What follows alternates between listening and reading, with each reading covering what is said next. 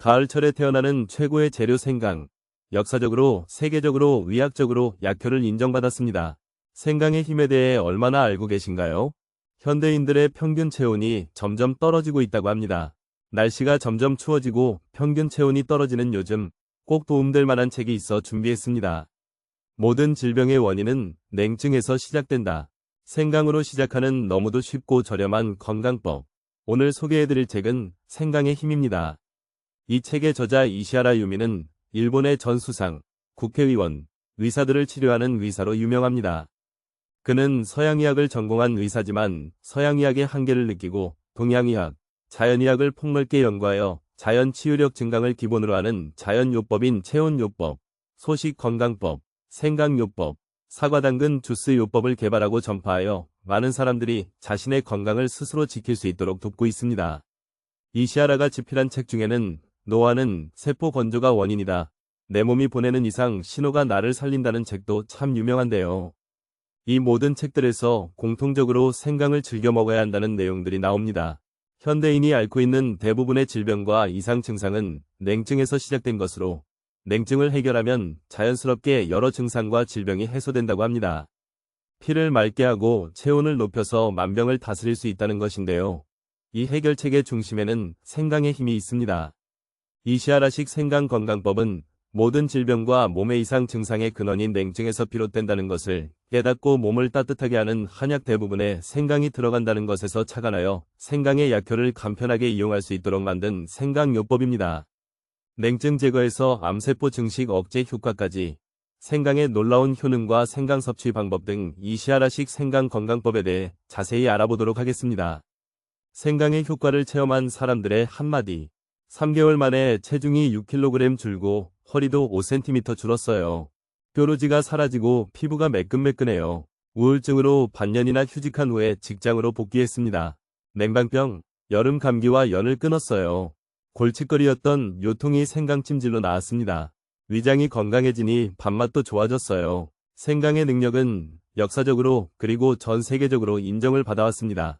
아유르베다의 한 서적에서는 생강을 신이 내린 치료의 선물이라 말했고 이슬람교의 경전 코란에서는 하늘이 내린 성스러운 영혼이라고 표현했습니다. 생강의 능력은 동양의 의학계에서도 인정을 받았습니다. 중국의 의서이자 한의학의 원전이라고 불리는 상알론에는 생강은 몸을 따뜻하게 해서 혈류를 좋게 하고 모든 장기의 활동을 활발하게 만든다. 체내에 불필요한 체액을 제거하며 기를 소통시킨다는 내용이 나옵니다. 냉증의 원인들. 현대인들에게 생강은 필수 식품입니다. 생활이 편리해지고 첨단 방식의 기기들이 생활 공간으로 들어오면서 현대인들이 공통된 증상을 겪고 있습니다.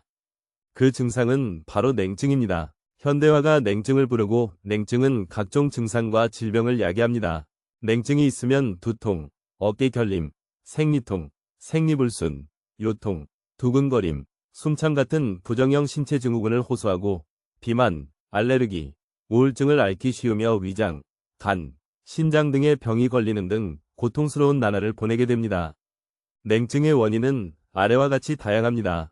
에어컨의 보급으로 지나친 냉방, 과식으로 인한 혈액의 오염, 음성식품의 과다 섭취, 수분이 많은 식품, 난방 원산 식품, 백색과 청색, 녹색 식품, 부드러운 식품, 생채소, 화학조미료, 화학약품, 건강보조식품, 지나친 염분 제한, 수분의 과다 섭취, 운동 부족, 스트레스, 노출이 심한 패션입니다. 이러한 원인들은 현대를 사는 사람들 대부분이 경험하는 것들입니다. 이쯤 되면 냉증은 현대병이나 다름없습니다. 냉증에서 비롯된 여러가지 이상 증상들을 해결하려면 우선 체온을 올려서 몸을 데우는 일이 선결되어야 하는데 몸을 데우는 최고의 음식이 바로 생강입니다. 남녀노소 누구나 섭취할 수 있고 1년 내내 구할 수 있으며 가격이 싸고 보관까지 쉬워 더욱 좋습니다. 병원 진료를 수십 년 해오는 동안 사람들의 체온이 점점 낮아지고 있다는 것을 발견했습니다. 이시하라 유미 박사는 평소 손쉽게 몸을 따뜻하게 해주는 방법을 찾아다녔다고 합니다. 그러다가 몸을 따뜻하게 하는 한약 대부분에 생강이 들어간다는 점에 착안, 생강의 약효를 간편하게 이용할 수 있는 이시하라식 생강 건강법을 정리할 수 있었습니다. 이시하라식 생강 건강법은 그의 병원을 찾은 환자들에게 효능을 인정받았을 뿐만 아니라 여러 잡지와 TV 프로그램에 소개되어 일본의 독자와 시청자들로부터 만들기도 쉽고 맛도 좋다, 꾸준히 했더니 몸까지 좋아졌다는 극찬을 받았습니다. 가장 대표적인 것이 2001년 3월 7일에 방송된 후지TV의 슈퍼뉴스입니다. 그 프로그램에서는 배부른 다이어트 특집을 통해 생강홍차 다이어트를 다뤘는데 주부 3명이 하루 3끼를 배부를 정도로 든든히 챙겨 먹으면서 특정 음식을 먹어서 살을 빼는 실험을 했습니다. 그 결과 생강홍차를 마신 주부의 다이어트 효과가 가장 컸습니다. 이 방송 이후로 그는 일본에서 생강 박사라 불리고 있습니다. 전 세계적으로 인정받는 생강의 놀라운 효능들. 몸을 따뜻하게 합니다. 면역력을 높입니다. 열을 내립니다. 가래를 없애고 기침을 가라앉힙니다. 통증을 완화하고 염증을 제거합니다. 혈액을 맑게 합니다. 맥박과 혈압을 완만하게 내립니다. 위장의 소화 흡수 능력을 높이고 위궤양을 예방합니다. 구역질을 억제합니다. 항균과 항바이러스, 항기생충 작용을 합니다. 현기증이나 이명을 예방합니다. 혈중 콜레스테롤을 내립니다. 다이어트에 도움을 줍니다. 우울증을 예방합니다. 해독을 촉진해서 체내를 정화합니다. 면역력 강화와 강한 항산화 작용으로 암세포의 증식을 저지합니다. 먹기만 해도 만병통치. 생강의 힘에는 생강의 유효 성분과 효능, 증상별, 고민별 생강 건강법, 생강을 이용한 음식 레시피가 가득 실려 있습니다. 가장 대표적인 것은 생강홍차입니다. 성질이 따뜻한 홍차에 몸을 데우는 성질이 있는 생강즙을 넣고 역시 성질이 따뜻한 흑설탕 혹은 벌꿀을 넣어 하루에 3에서 6잔씩 마시면 트리플 온열 효과를 볼 수 있습니다. 트리플 온열 효과로 몸은 따뜻해지고 더불어 냉증이 해소되면서 관련 증상들도 사라집니다. 살도 빠지고 피부까지 좋아져 여성들에겐 그 어떤 미용법보다 뛰어납니다. 생강홍차 외에 생강탕, 매실간장 번차, 무탕, 생강주, 생강청주, 생강식초, 벌꿀 드링크, 생강핫 상그리아, 생강파청, 생강검은조청, 생강벌꿀 절임, 생강잼, 생강간장, 생강드레싱, 생강소스, 생강미소된장 소스의 효과와 활용법이 있으니 각자의 상황에 맞게 준비해 섭취하면 됩니다. 생강은 원래 양념입니다. 한 가지 식재료를 대량으로 계속 먹는 행동은 의학계에서는 절대 추천하지 않지만 생강은 음식이나 음료에 부지런히 넣어봤자 섭취하는 양은 얼마 안 될 뿐만 아니라 건강을 해칠 일도 없습니다. 거기다 칼로리까지 낮습니다. 먹지 않고도 생강의 온열 효과를 볼 수 있는 방법이 있습니다.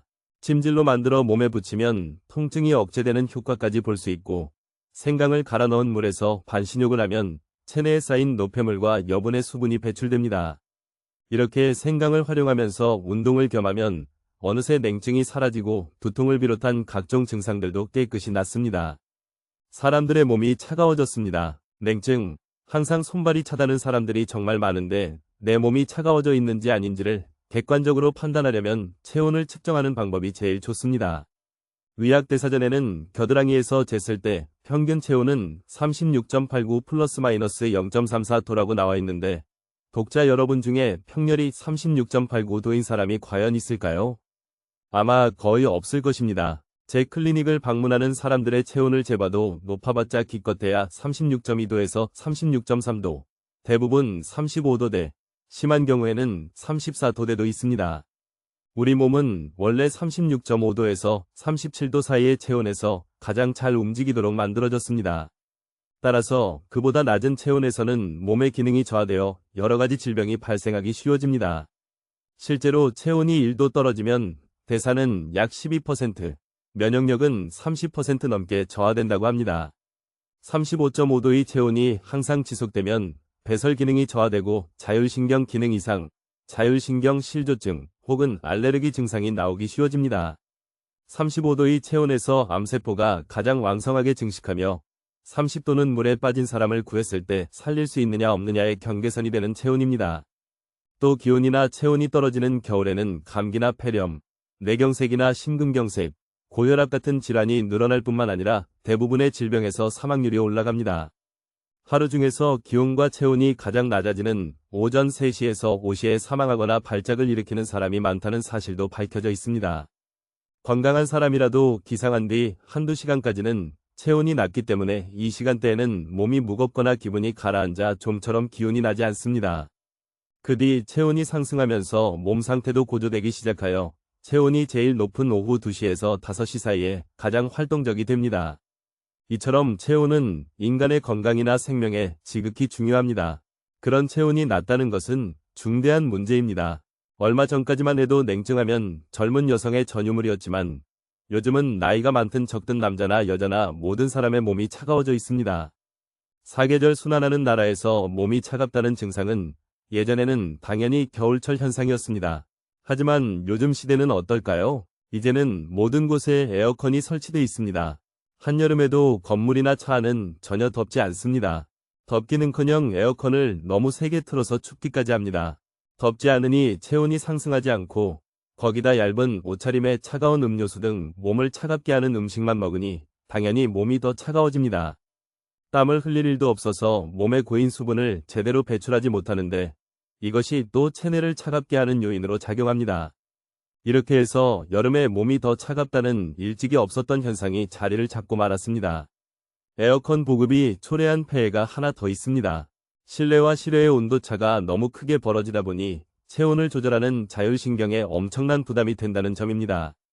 자율신경의 균형이 깨지면 피로가 풀리지 않는다. 숙면을 취할 수 없다. 식욕이 없다. 어깨가 결린다. 손발이 차갑다 같은 부정형 신체 증후군이 나타납니다. 제 병원에도 여름 무렵만 되면 이런 증상을 호소하는 환자들이 줄을 잇습니다. 혈관을 수축시키거나 확장시켜서 체온을 조절하는 자율신경에 혼란이 오면 혈액순환이 나빠져서 냉증은 더욱 악화됩니다. 혈액순환뿐만 아니라 호르몬 계통이나 소화기 계통에도 이상이 나타나기 때문에 질병을 불러들이기 쉬워진다고 할 수 있습니다. 저는 더위를 잘 타니까 괜찮아요라는 사람도 주의가 필요합니다. 냉증이라 해서 추위를 잘 타는 사람만 걸리라는 법은 없기 때문입니다. 자각 증상이 없어도 몸이 차가운 경우가 꽤 있습니다. 예를 들어 손발은 따뜻해도 배를 만져보면 차갑다면 이 역시 냉증입니다.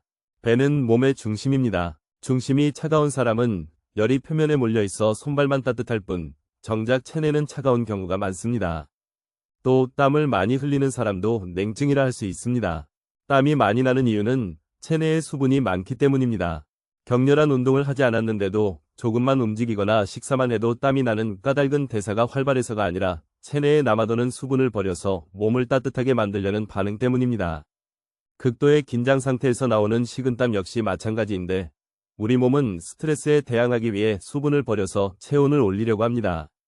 여름은 날이 덥기 때문에 내 몸이 실제로는 차갑다는 사실을 알아채기 힘들지만 그대로 방치하면 냉증은 계속 악화되기만 합니다.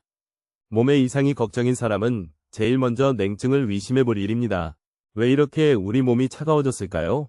에어컨의 보급 이외에도 몸을 차갑게 만드는 원인으로 지난 20에서 30년 동안 자리 잡은 잘못된 식습관을 들 수 있습니다. 그 중에서도 과식은 큰 문제입니다. 포식의 시대라는 말이 나온 지 이미 오래됐지만 현대인은 정말 너무 많이 먹습니다. 이것은 제가 항상 호소하는 바인데 옛날과 달리 현대에는 이렇다 할 운동이나 노동을 하지 않기 때문에 애초에 하루 세 끼 자체가 과식입니다. 몸을 차갑게 만드는 최대 원인은 과식에 있습니다. 과식했을 때 졸음이 오고 피로가 한꺼번에 몰려와서 움직이기 귀찮아진 경험은 누구에게나 있습니다. 이런 현상은 먹은 음식을 소화하고 흡수하기 위해 다량의 피가 위장으로 몰린 탓에 뇌나 근육 등으로 들어가는 혈액량이 줄어들었기 때문에 생깁니다. 체내에서 많은 열을 생산하여 체온을 유지하는 곳이 근육과 간, 뇌, 심장 등입니다. 안정시 열 생산량은 골격근이 약 22%, 간이 약 20%, 뇌가 약 18%, 심장이 약 11%를 차지합니다. 이들의 혈액 공급이 제대로 안 되면 당연히 생산하는 열량도 줄어들기 때문에 체온이 떨어지고 몸이 차가워집니다. 그 결과 다양한 질병에도 걸리기 쉬워집니다. 반대로 소식을 하거나 단식을 하면 위장으로 갈 혈액을 줄여도 되기 때문에 근육이나 뇌 같은 위장 이외의 장기로 가는 혈류가 좋아져서 열 생산이 순조롭게 이루어집니다. 또한 과식은 혈액을 끈적끈적하게 오염시키는 원인이기도 합니다. 먹은 음식을 다 소화하지 못하는 것이 끝이 아니라 미처 연소되지 못한 단백질이나 지질, 당질이 노폐물이 되어 혈액을 오염시킵니다.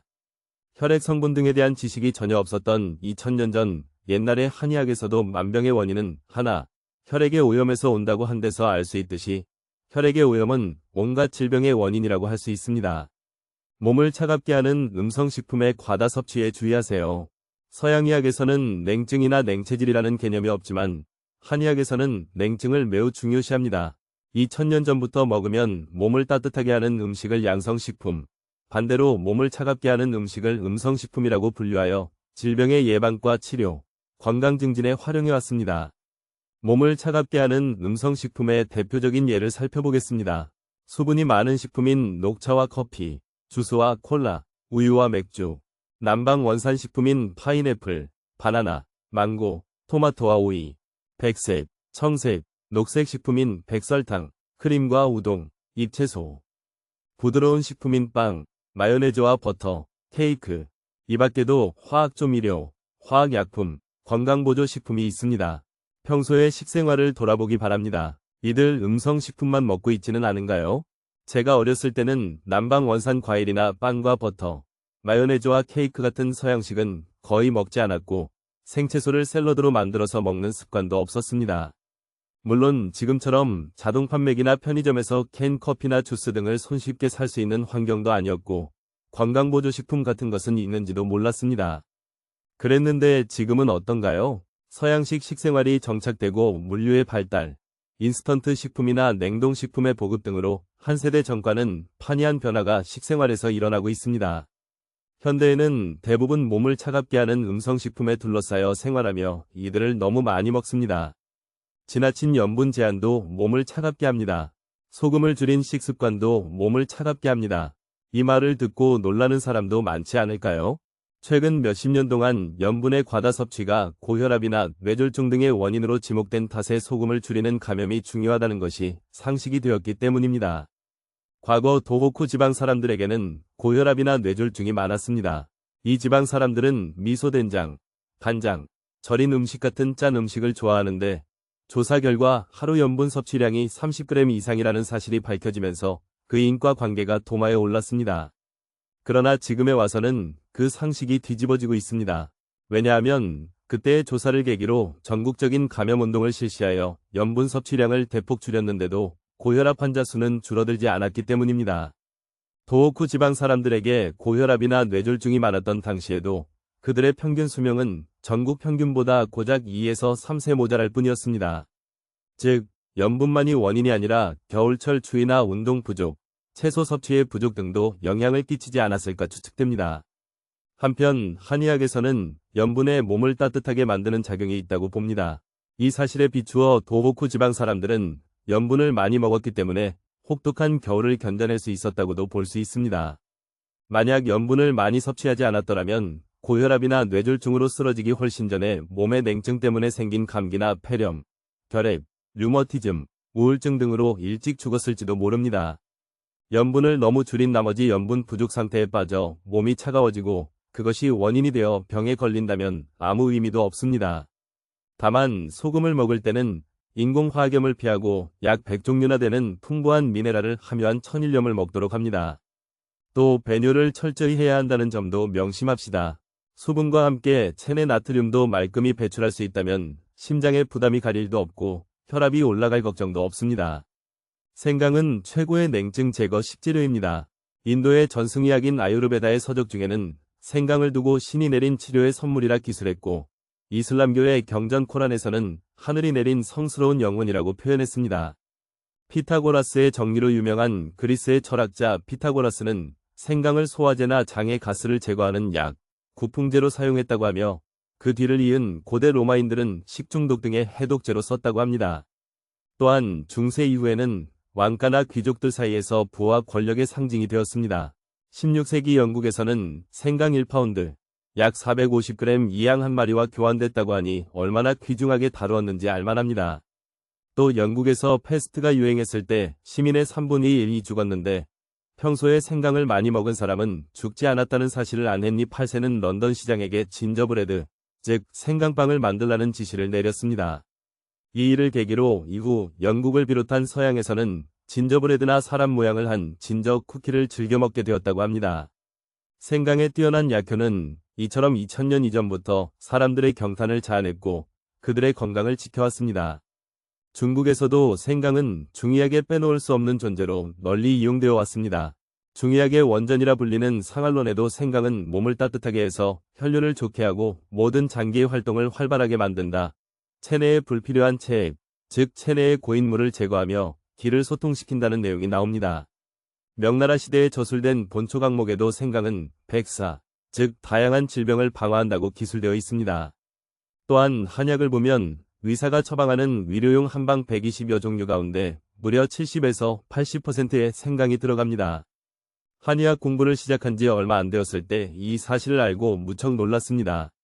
이 일을 계기로 그때까지 아무 생각 없이 먹던 생강에 깊은 관심을 갖게 되었고 항상 감사한 마음으로 먹게 되었습니다.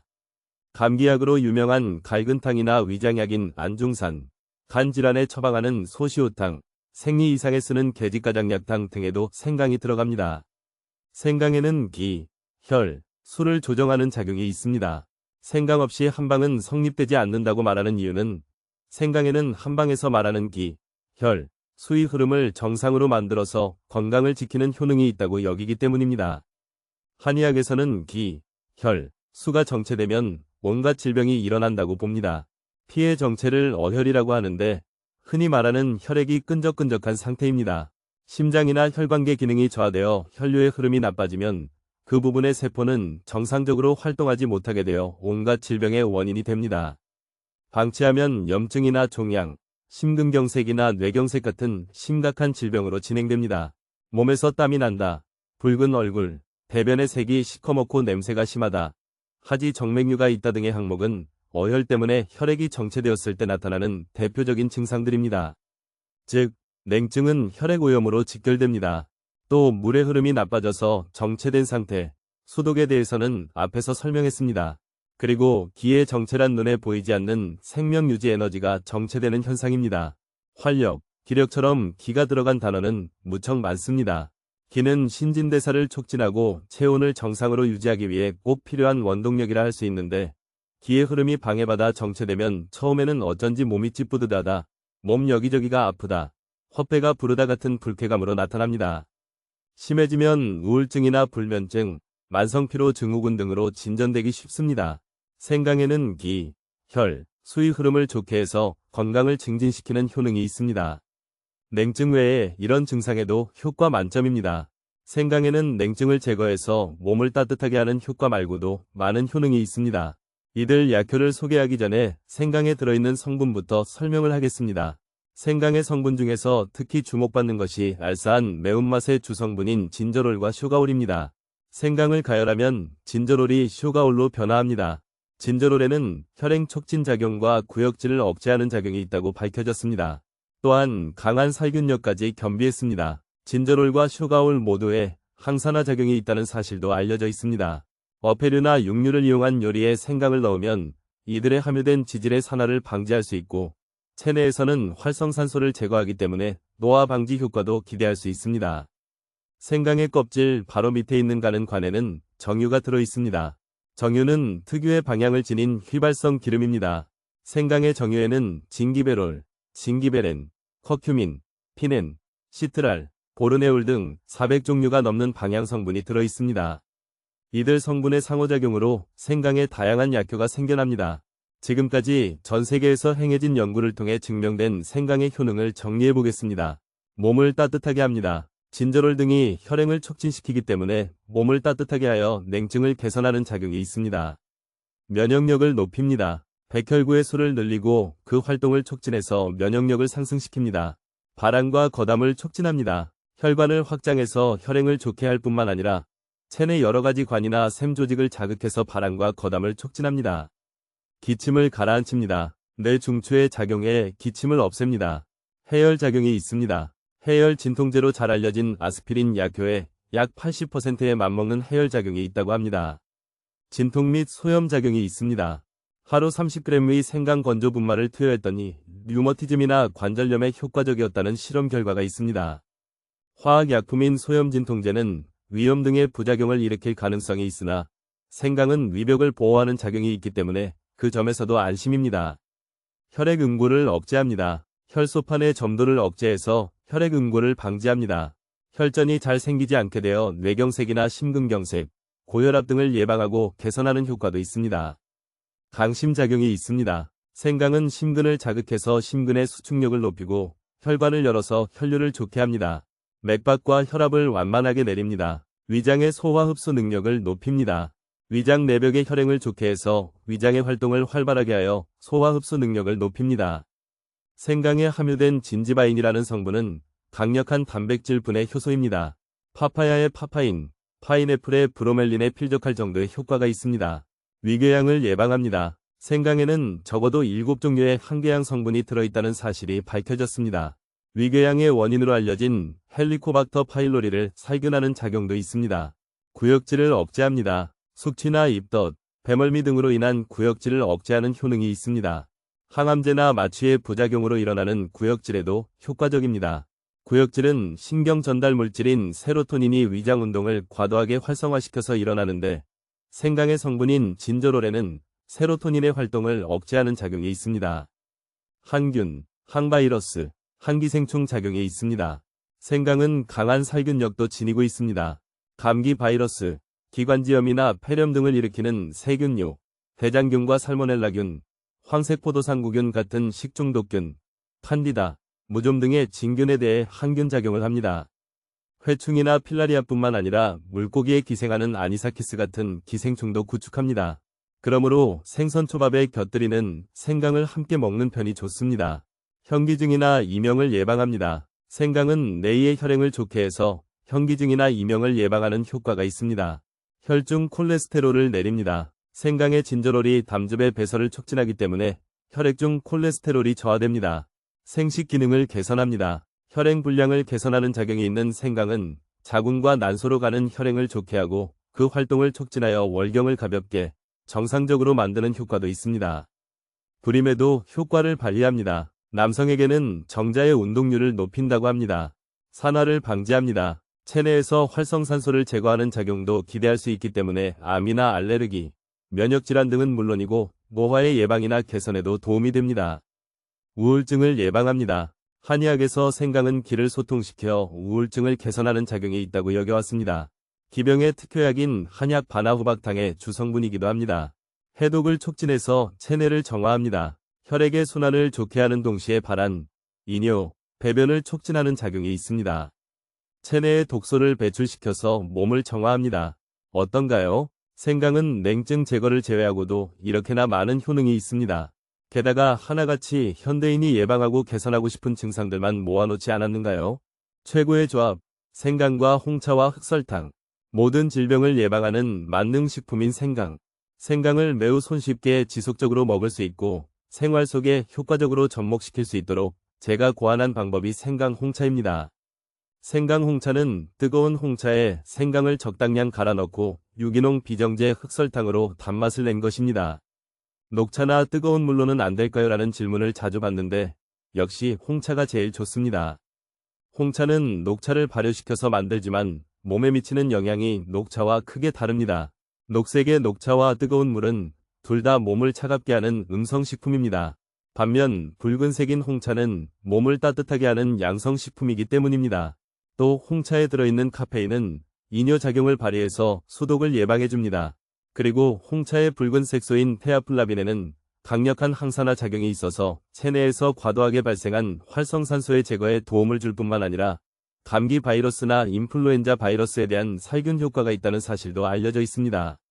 생강과 궁합이 좋고 생강의 냉증 제거 효과를 더욱 증진시키는 홍차와 조합한 생강 홍차는 손쉬운 최강의 온열 건강식품이라고 할 수 있습니다. 생강 홍차에 흑설탕을 넣으면 효과는 더욱 강력해집니다. 백설탕은 음성식품이지만 흑설탕은 양성식품입니다. 흑설탕에는 몸을 따뜻하게 하는 작용이 있습니다. 게다가 비타민과 미네랄도 풍부한데 칼슘 함유량은 백설탕의 150배 가까이나 됩니다. 트리플 온열 효과로 강력한 작용. 생강, 홍차, 흑설탕을 조합한 생강 홍차는 들어가는 재료가 하나같이 양성식품이기 때문에 당연히 몸을 따뜻하게 하는 힘이 강합니다. 생강 홍차를 마시고 곧바로 몸이 따끈따끈 따뜻해지는 효과를 실감할 수 있습니다.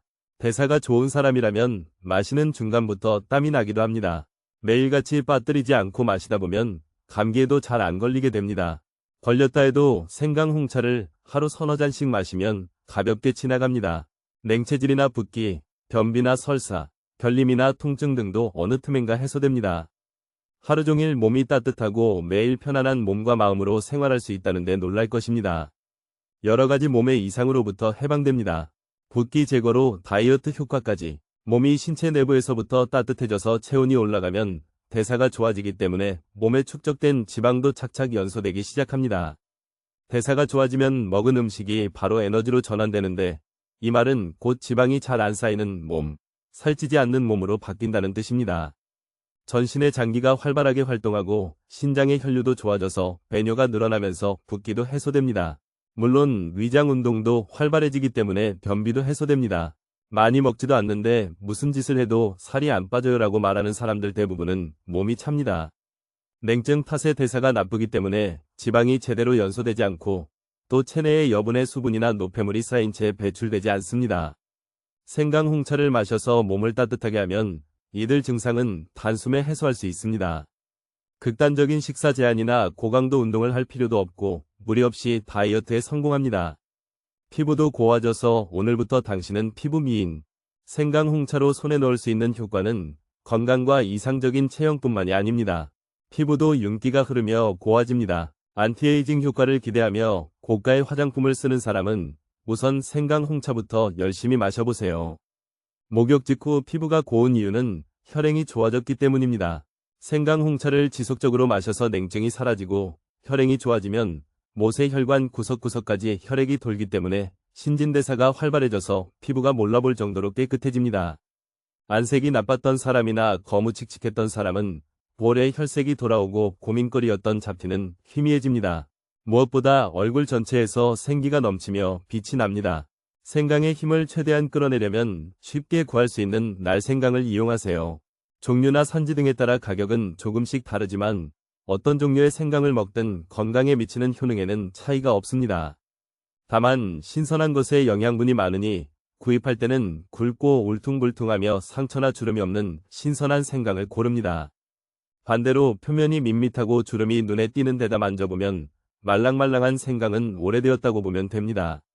생강을 보관할 때는 표면을 말린 뒤 랩 같은 것으로 싸서 냉장고 채소칸에 넣습니다.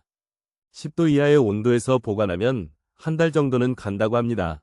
갈아놓은 상태에서는 냉동 보관도 가능합니다. 밀폐식 비닐봉지 같은 데 넣고서 평평하게 펼친 뒤 젓가락 머리 부분을 이용해 바둑판 모양으로 선을 그어 놓으면 쓸 만큼만 떼어서 쓸 수 있어서 편리합니다. 채 썰거나 편으로 썬 생강, 잘게 다진 생강도 마찬가지로 냉동 보관할 수 있습니다. 얇게 썬 생강을 넣은 식초나 매실초, 벌꿀, 간장 등에 담가 만드는 절임도 쉽고 오래가는 보관법입니다. 또 생강을 갈 때는 세라믹 강판을 쓰면 편합니다. 힘을 주지 않아도 잘 갈리고 안전한 데다 설거지도 간단합니다. 생강 가루나 튜브 생강도 좋습니다. 날생강을 갈거나 썰어 먹기 귀찮다는 사람은 생강을 건조시켜서 분말로 만든 생강 가루나 튜브 생강을 활용하는 방법도 있습니다. 직장 등에 비치해 두고 음료에 넣거나 갖고 다니면서 외식할 때 사용하면 편리합니다. 요점은 되도록 생강을 많이 먹는 것입니다. 너무 어렵게 생각하지 말고 생강을 생활 속으로 쉽게 끌어들일 방법을 찾아보세요. 되도록 껍질째 쓰세요. 날생강을 갈거나 썰어서 사용할 때는 되도록 껍질째 쓰도록 합시다. 생강에 함유된 정유 성분이 껍질 바로 밑에 있기 때문입니다. 정유 성분에는 살균 효과 등의 약효가 있다고 밝혀져 있습니다. 하루 섭취량은 따로 없습니다. 제가 생강을 매일 먹자라는 말을 하면 꼭 나오는 질문이 하루에 몇 그램 정도 먹으면 좋을까요입니다. 그러나 생강은 어디까지나 식자재일 뿐 약이 아닙니다. 하루 섭취량이 정확하게 정해져 있을 리 없습니다. 다만 자극이 강한 식자재인 만큼 한꺼번에 대량 섭취하는 방식은 피하는 편이 좋지 않을까 싶습니다. 건조 생강가루의 경우 해외 생강 연구의 1인자는 건강의 유지와 증진을 위해서는 하루 1g을 기준으로 제한했습니다. 그러나 관절염 환자가 착각을 해서 1회 3에서 4g씩 먹었더니 통증이 경감되었다는 보고도 있고 심근경색이나 뇌경색 같은 혈전증 예방에는 매일 2g을 섭취할 필요가 있다고도 합니다. 결국 몸의 반응을 살피면서 적당한 섭취량을 찾아나가면 됩니다. 아침, 점심, 저녁 중 언제 먹으면 제일 좋을까 하는 의문에 대해서도 특별히 보고된 바가 없습니다. 내 몸이 하는 말을 들으면서 몸 상태나 신경 쓰이던 증상에 가장 효과적인 방법을 찾는 편이 바람직합니다. 생강 건강법의 최강 메뉴는 바로 이것입니다. 생강 박사인 제가 첫째로 추천하는 생강 건강법은 생강 홍차입니다. 생강 홍차를 만드는 법은 하나도 어렵지 않습니다. 뜨거운 홍차에 생강 간 것과 유기농 비정제 흑설탕을 넣기만 하면 됩니다. 홍차 종류도 무엇이든 상관없습니다. 생강을 넣으면 풍미가 바뀌기 때문에 고급 홍차를 써도 별 의미가 없습니다. 저는 슈퍼마켓에서 파는 저렴한 홍차 티백을 이용합니다. 잎차를 사용할 때는 티스푼 하나 분량의 홍차 잎이 찻잔으로 한 잔 분량입니다. 티백을 사용할 때는 찻잔 한 잔당 티백 1개입니다. 생강 간 것을 거즈 등으로 걸러서 짜낸 즙을 쓰든가 짜지 않고 그대로 넣습니다. 간 생강에는 식이섬유가 풍부하기 때문에 변비가 잦은 사람은 그대로 넣어 먹는 편이 좋습니다. 건조 분말을 사용할 때는 한 작은 술 정도, 튜브 생강을 사용할 때는 2cm 정도를 기준으로 삼습니다. 흑설탕이 없으면 벌꿀을 대신 넣어도 상관없습니다. 흑설탕이나 벌꿀을 넣으면 홍차의 색이 검게 변색됩니다. 단맛 속의 철분 성분 때문입니다. 철분은 적혈구의 원료가 된다는 데서도 알 수 있듯이 몸을 따뜻하게 하는 효과가 있습니다. 즉, 검게 바뀐 홍차의 색은 몸을 따뜻하게 하는 작용이 강화되었음을 의미합니다. 생강 홍차를 계속 마시기만 해도 일단 감기에 잘 안 걸리게 됩니다. 생강 홍차의 발한 작용과 살균 작용, 면역 강화 작용 때문으로 보입니다. 그 밖에도 두통이나 요통, 복통과 무릎 통증 같은 통증 전반, 기관지염, 고혈압, 고지혈증, 당뇨병, 간질환, 심근경색이나 뇌경색, 냉증, 방광염, 비만, 피로나 어깨 결림 등 다양한 이상이나 증상을 예방하고 개선하는 데 커다란 효과를 기대할 수 있습니다. 생강 홍차 만드는 법과 음용법. 1인분 재료, 생강 약 10g, 엄지손가락 크기 한 조각, 건조 분말은 약 한 작은 술, 튜브 생강은 약 2cm, 홍차는 한 잔 분량, 유기농 비정제 흑설탕은 적당량, 없을 때는 벌꿀로 대신합니다. 단, 생강 홍차를 마실 때는 다음의 사항에 유념해야 합니다. 반드시 뜨거울 때 마실 것. 미지근하게 식은 다음에는 마셔도 땀도 안 나고 효과도 반감됩니다. 하루 3잔에서 6잔, 취향과 몸 상태에 따라 가감합니다. 언제 마셔도 상관없지만 기상 직후와 목욕 직전에는 꼭 마십니다. 생강을 너무 많이 먹으면 위가 타는 듯한 느낌을 받을 수 있으니 주의해야 합니다. 사람에 따라 다르지만 처음에는 생강즙 4에서 8세제곱cm 정도부터 시작합시다. 이런 사람은 생강 섭취를 피합시다. 전 세계 어디에서도 부작용이 보고된 바 없고 일상적으로 오랫동안 먹어온 역사가 있는 생강이지만 다음과 같은 증상이 있는 사람은 생강 섭취를 보류하는 편이 좋습니다.